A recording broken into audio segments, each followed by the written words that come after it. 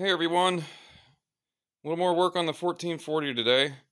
We're tackling what is, aside from the electrical, probably the most common uh, performance concern or reliability concern that crops up on these things.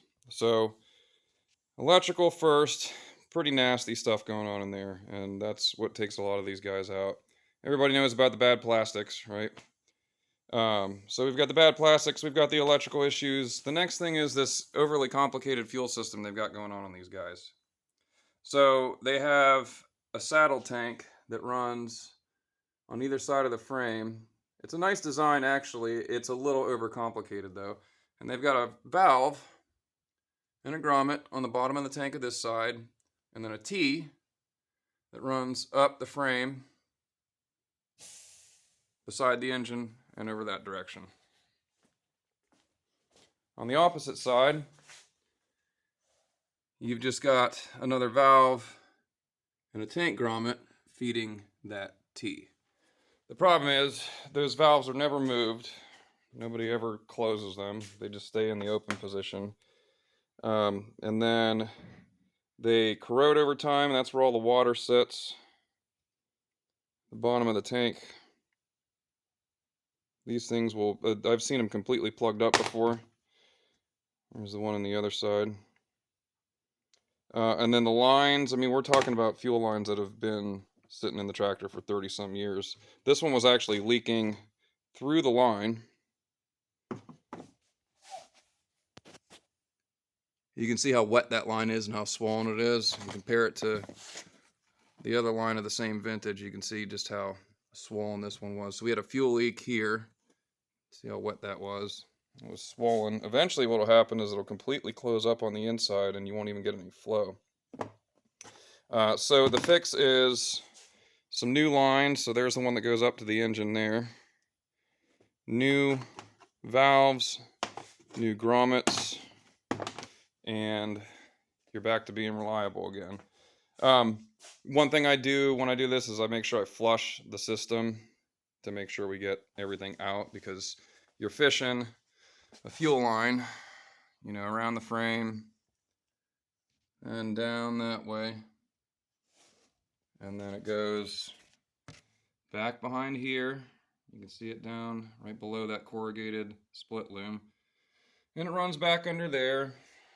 And then it pops out right here on the frame. So you're shoving it through the frame. I usually put a piece of, like a quarter or a 5/16 bolt or something in the line, so I don't shove all the debris that gets in there. There's a lot of debris that packs up inside here too. So when you're fishing the line over there, make sure it's closed off. It doesn't get anything stuck in it. And then I flush the lines anyway after it's all said and done. You can do it with just the wheels removed, which is what I did on this one. Everything's a little easier with the fender pan removed if you decide to do that. So yeah, there's really not a lot to say about the process, other than just do it. The valves aren't expensive. I've used the Amazon ones before. They're all right. We have an aftermarket company. We use Rotary for most of our parts, and even those are not that expensive. So it's not an expensive repair, but it does solve a lot of the issues that a lot of these tractors have just after sitting for so long. So here's the last section of line. New fuel filter straight up on in. That will go a long way. If you take care of the electrical, take care of the fuel system, that goes a long way towards making these things as reliable as they had been for decades. So yeah, just wanted to show you guys that before I button it back up.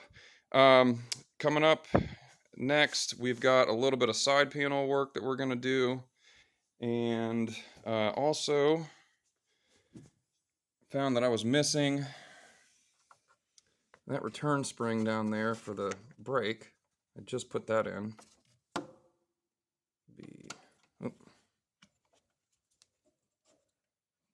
That guy right there was missing. That's a fun spring to get back on.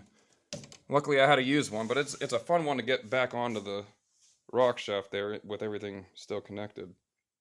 But yeah, steering is all back together now. Our steering upgrade video came out, should have come out right before this one, so The steering is now completely done. Wheel bearings are done. Yeah, electrical system's taken care of. The fuel system's taken care of and greased.